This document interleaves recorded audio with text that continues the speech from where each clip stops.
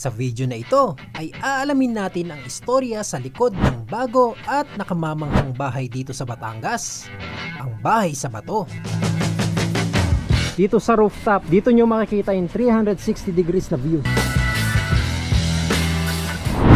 Ang Bahay sa Bato ay matatagpuan sa Sitio Tanawan, Barangay Talumpok, Batangas City. Mula sa Governor Antonio Carpio Road ay pasok kayo sa Talumpok Road. Sulit ang biyahe nyo dito dahil along the way lang ito sa isa pang ipinagmamalaking tourist attraction ng probinsya, ang Mount Banoy. Andito na tayo ngayon sa may parking lot nitong Bahay sa Bato.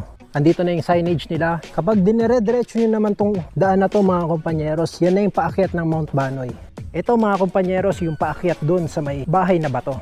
Akala ko rin nung una, medyo may trail siya na mahirap. Hindi naman pala. Nung na-testing ko, nasa 2 to 3 minutes lang na lakad. Mararating nyo na rin agad.